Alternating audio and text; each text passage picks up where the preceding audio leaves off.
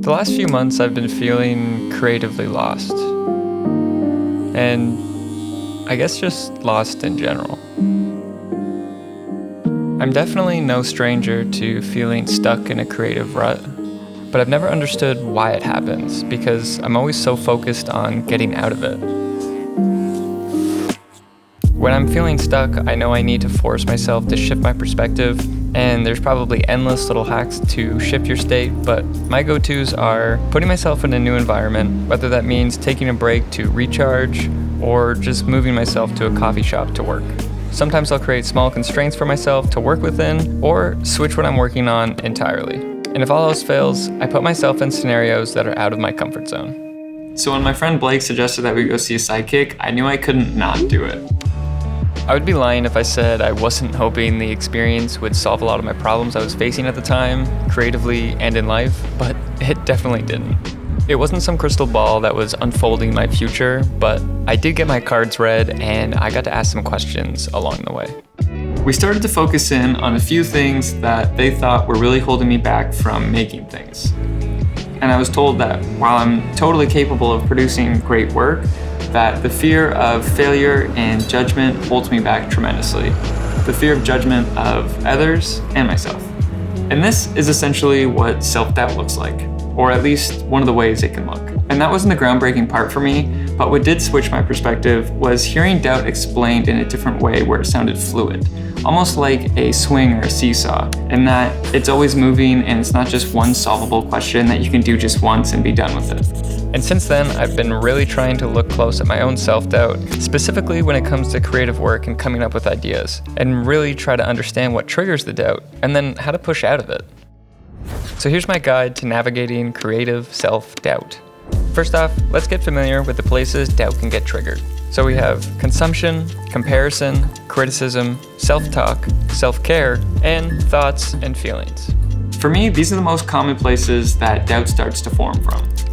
Now picture all these triggers like the middle of a seesaw, waiting to get swayed in either direction. Each trigger has a positive and a negative side, and it's up to your mind and your actions to give more weight to either one, to be able to sway the seesaw in a certain direction. With that thinking in mind, let's dive into how the triggers can impact you for better or for worse. First off, let's look at consumption. This one is simple. If you overconsume, it'll just lead you right to the second trigger, comparison. So try to create more than you consume. Have some intentional boundaries instead of just surfing Instagram for hours on end. Be purposeful about it and steal some ideas along the way. That's just one of the reasons to be up to date in the trends. Next up is comparison. The negative side of comparison is obviously building up those traps in your head that you'll never be good enough as what you're comparing yourself to. And on the flip side, it's just using healthy comparison to get focused and excited about creating and using it more as stoke or inspiration to see what's possible. Then we have criticism. And this one is a hard one to beat, but it's important to be open and mindful of other opinions so you can learn from it and grow. Because if you don't, and you take criticism too personally, it'll just help support the vicious cycle of creating the same work, not growing, being scared to fail, disappoint, and continue to be afraid of what people think. Now we're going to be diving into the inner self, and specifically for this next one, your inner voice.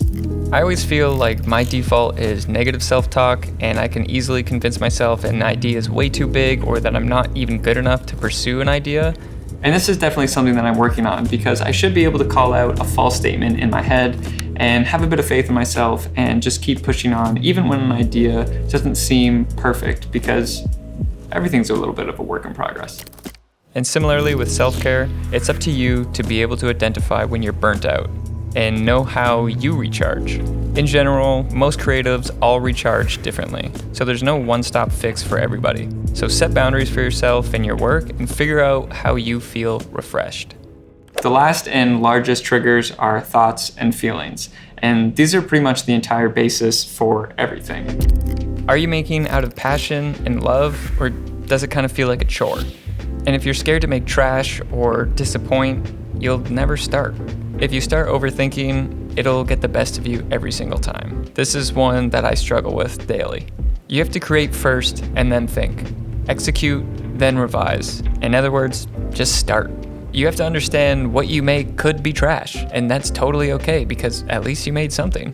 I'm trying my best to work on all of these because usually what I see in my head and what I end up making is not the same. And most times I just feel like it is trash. But that's okay because there's a lot more growth and learning that happens when you spend your time making 10 things versus spending your time making only one thing. So think about the seesaw that we talked about, because in everything that you do, you're stacking it in a certain direction. And some of it might just be habitual routines. But by paying attention to your own seesaw and how you feel, you can figure out ways to better balance it out in order to overcome self-doubt. And I guess a way to sum all that up is acknowledge your feelings, but know that you don't have to act according to them.